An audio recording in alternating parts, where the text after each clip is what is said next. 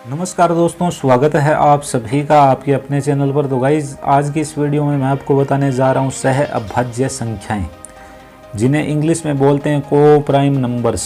तो वीडियो को स्टार्ट करने से पहले आपसे एक हम्बल रिक्वेस्ट कि इस वीडियो का एंड तक ज़रूर वॉच करें।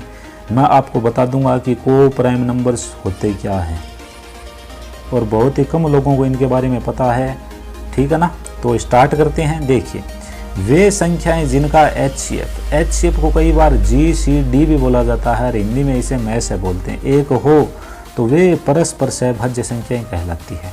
अब कुछ नहीं समझे होंगे, शायद यहाँ से इतना समझे होंगे कि दो कोई संख्याएं हैं, ठीक है ना। दो संख्याएं होती है भाई इसमें, जो कि पेयर में होती है और उनका एच शेप एक होता है, यानी कि मैस है। मैस आपको नहीं आता हो तो प्लेलिस्ट मिल जाएगी आपको अलग से मैस है की, जिसमें आपको बेसिक से भी बताया गया, ट्रिक से भी बताया गया, ठीक है ना।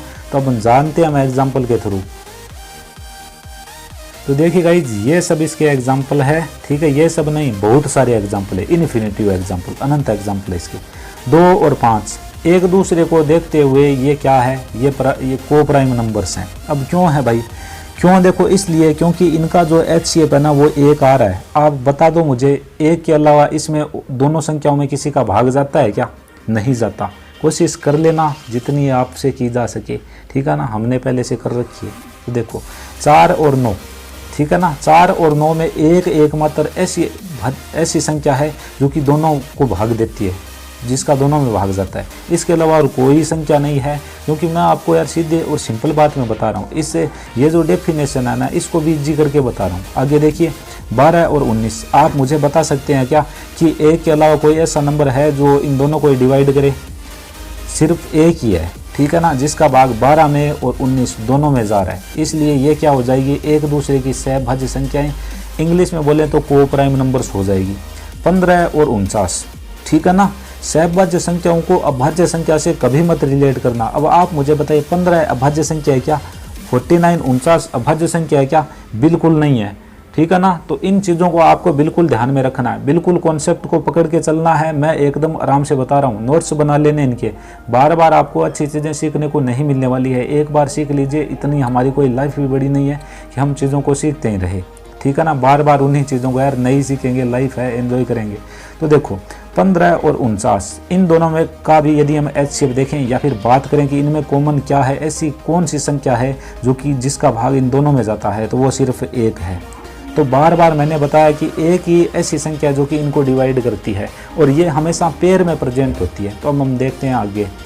तो देखो गाइस, ये जो आपके सामने मैंने पेयर ये बॉक्स करके रखा है, यानी कि पेयर है, जोड़े में है, इन्हें सहभाज्य युग्म कहते हैं। सहभाज्य युग्म कहते हैं, ध्यान में रखना। को प्राइम पेयर बोलते हैं इंग्लिश में।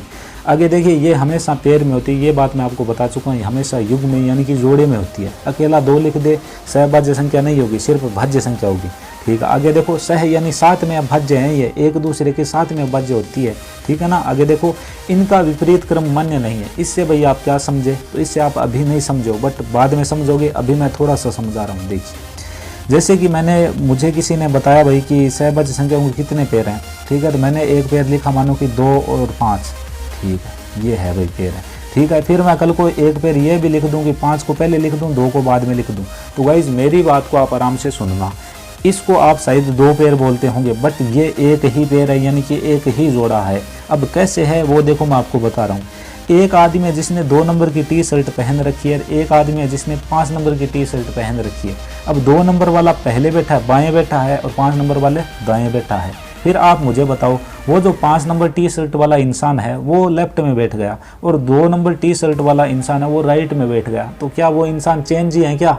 वो इंसान तो वही है ना, ठीक है। तो इसलिए मैं बोल रहा था कि इनका विपरीत क्रम मान्य नहीं है। यहाँ पे विपरीत क्रम हो गया ना, देखो 2 पहले था, 5 बाद में था, बट यहाँ पे 5 पहले, ये बाद में। तो दोनों में से आपको एक को गिनना है। इसको आपने गिना तो इसको नहीं गिनोगे, यदि आपने इसको काउंट किया तो इसको आप काउंट नहीं करोगे। तो समझ में आ चुकी होगी प्रत्येक बात आपकी, ठीक है ना। तो इस वीडियो में सिर्फ इतना ही, मिलेंगे नेक्स्ट वीडियो में, तब तक के लिए जय हिंद जय भारत।